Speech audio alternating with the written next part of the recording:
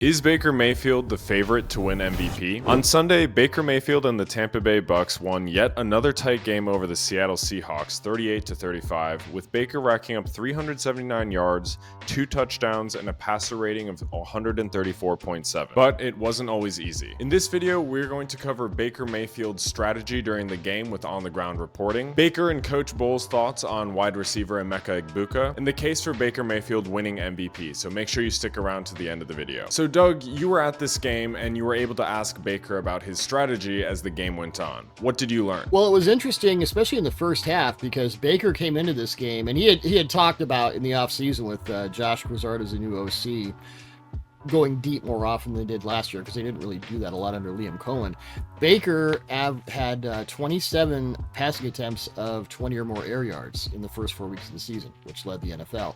And in the first half against the Seahawks, Mike McDonald had some secondary injuries. That started to get worse when Rick Woolen went out with a concussion. So Baker was basically taking everything underneath, doing a very big un-Baker thing, taking what the defense gave him, and that worked. And then Woolen got hurt and the secondary started to lapse a little bit. Baker's like, okay, now I'm taking my shots, which he did.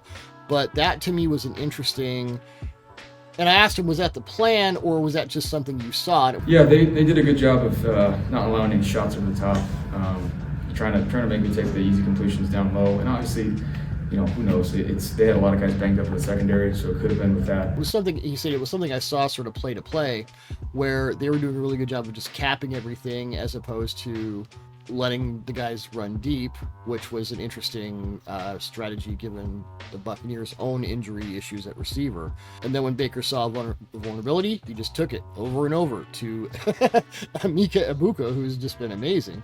And so that was the adaptation there from the first half to the second half. Baker kind of reined himself in, and then in the second half, he saw some openings, and he just nailed it. Luke, what did you see during this game? Yeah, I mean, I saw a really rough day for the Carolina Panthers.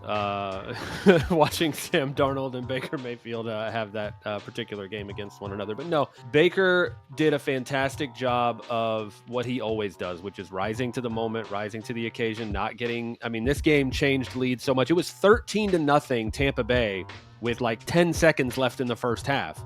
And then Seattle gets a touchdown at the buzzer, basically, to go 13-7. They get the ball first to start the second half, and they go 4 plays to the end zone. And now it's gone from 13-0 Tampa Bay, almost halftime, to 14-13 Seattle 2 minutes into the third quarter. Seattle had 5 straight touchdown drives. They did, man. Crazy. And so the mental toughness that it takes to keep your team in the game when you let that lead fall apart, to keep coming back time after time after time when the other team answers with a touchdown or goes ahead with a touchdown, to go down and match them every single time. And then when you get that moment, the interception, kudos to Logan Hall for just being the tallest person on the field and making that happen without even doing anything. The ball bounced off of his helmet just because he's standing there. Great job, Logan. But to take advantage of those opportunities was just huge. You got to remember, the Bucs played this game without 7 starters. Like, I know that Seattle had their own injuries and had certain guys out of the game, but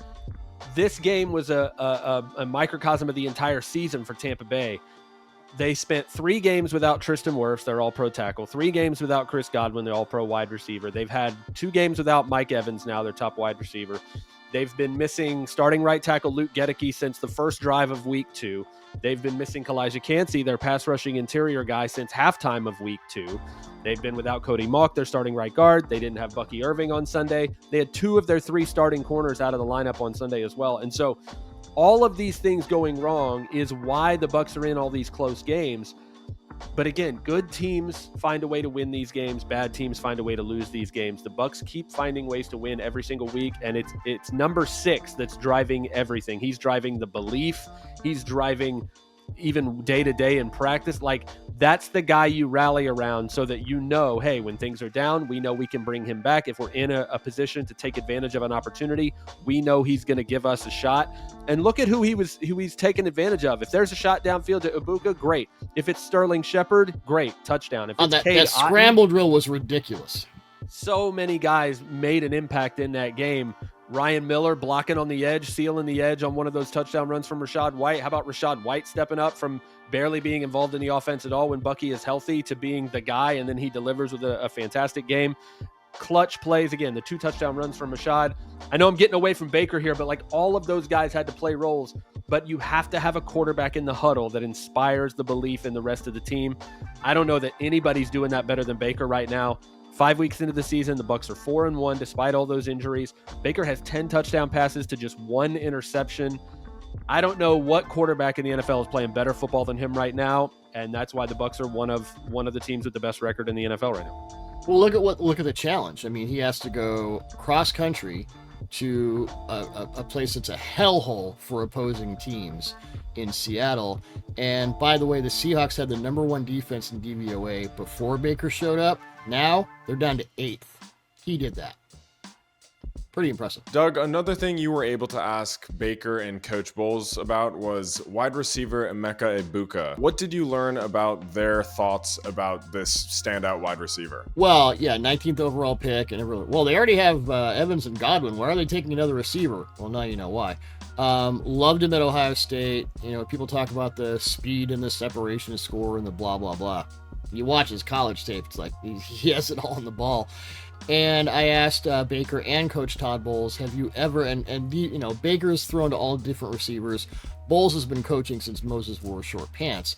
And I asked both of them, have you ever seen a receiver, a rookie, come into the NFL and be this developed this early? And both of them said, Never. He's kind of one-on-one. What is it about him that makes him so just developed? He's well-rounded, and not just in football and life. I think he's grounded, and I think he's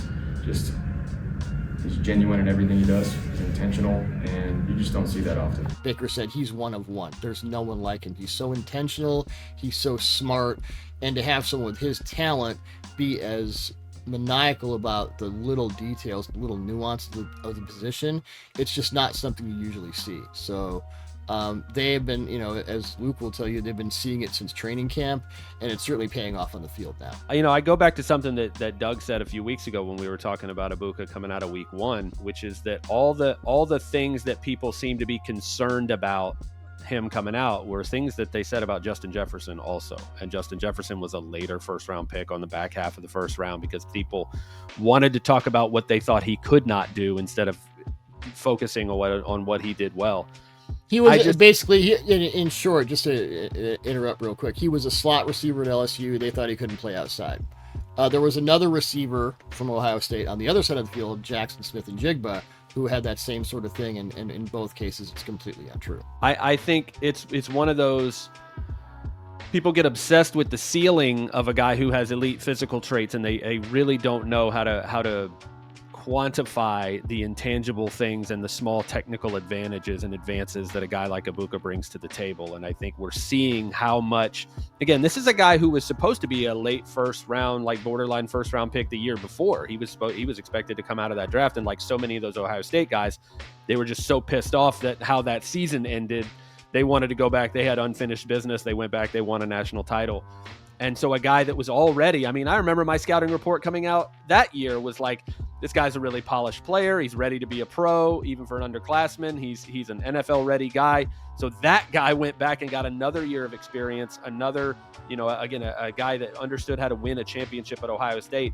So that just that little more polish, a little more experience. And so that guy comes to the NFL. I said this before the draft that Emeka Egbuka might have been the most pro-ready player in the entire draft, regardless of position. So to see him doing this now, I mean, there's so many stats that came out of Sunday, but he's the only player in NFL history to have this many yards, this many catches, this many touchdowns through his first 5 weeks of his career.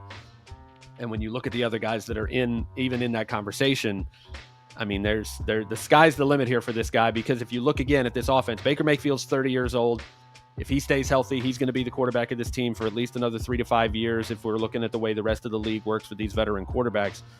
Mike Evans is going to be 32. Chris Godwin's going to turn 30 next offseason. Like, Emeka Egbuka is the wide receiver 1 in Tampa right now by necessity. He's going to be the wide receiver 1 in Tampa for the next 10 plus years. And I think we're just seeing the tip of the iceberg with what he's capable of. So if you still have doubts about his ability to make a difference because he doesn't run a 4.3 or because he's not 6'4", 230, I don't know. Like, go find those guys if you want. I'll take the guy who's producing on the field and generating the type of responses that Doug got from Baker, from Bowles, that you've seen from that entire building since he walked into the building back in April. I'll take that guy all day long. I would also say that the definition of an ex-ISO receiver is kind of changing. You know, that guy who can beat your best corner on the front side or back side all alone, with so many condensed formations and so much more 2x2 and 3x1 and empty sets and all that. Offensive coordinators are bunching their receivers together in really close formations to confuse coverage. So it's not as important. Cooper Kupp, formerly the Rams, now the Seahawks, brought this up in training camp, that the old type of number 1 receiver isn't really what teams are shooting. I mean, if you can get a Mike Evans or a Jamar Chase, well, yeah, sure. But those guys don't exactly grow on trees. So if you can't get one of them, and they don't exactly come around every year or every 2 or 3 years, how do you create separation? And guys like JSN and Egbuka and Kupp and, you know, different receivers, I would say Chris Godwin is one of these too. They're creating separation through receiver distribution and location, to quote my friend Greg Cosell. And that's become, it's more of a schematic thing than a, 6'3", 220-pound guy who can run a 4.3 and just Godzilla you. I mean, as I said, those guys are great if you can get them, but how many are there? Shifting back to Baker, Doug, you wrote an article on athlonsports.com titled, "If Baker Mayfield isn't on your MVP list, you haven't been paying attention." What's the case for Baker Mayfield to win MVP this season? I don't think he's had a game this year where he had Evans and Godwin on the field. Can you verify that, Luke? He had Evans and Godwin on the field at the same time at all this season? No. He is not. Evans went out with the hammy 2 weeks ago. He missed last week and this week. Godwin came back for week 4, so he's yet to have all 3 of those guys on the field at the same time in terms of him and Egbuka and Godwin. Bucky Irving, their best running back, was out for this game. Their defense is really banged up, 20th in defensive DVOA, and Sam Darnold took that Tampa Bay defense to the woodshed. Were it not for no Jalen McMillan either, by the way. That's flying under the radar. Like, Jalen McMillan's been hurt the whole time. What other part of this 4-1 team where all 4 wins have been, and we've talked about Baker's clutch gene before, it's kind of legendary, and Bowles addressed that too. He said that Baker was still pissed off, his words, about the interception he threw against the Eagles the week before in Tampa Bay's only loss. And Bowles said something really interesting. Baker doesn't have 2 bad games in a row. That's just not how he's wired. So I think when you look at everything you need from a valuable player, whether it's a quarterback or, whatever, the ability to correct course for the whole team is so crucial. And I think right now, Mayfield's doing that better than anybody. So that's why I put him. I mean, I have a vote, so I can't say, but he would be in my top 3 at this point. No question. Luke, is he the favorite right now? I think he should be the favorite. I think he's probably not the favorite because the majority of national media is always a little behind on these things, I think, when it comes to who they've expected to be in that conversation. So I think they'll talk about Josh Allen being the favorite as much as they can before Baker continues to kind of knock on that door. I think he should be if you just look at the tape and look at the film. But it'll take more of this for that entire group think to kind of shift, I think. But he's absolutely in the top 3.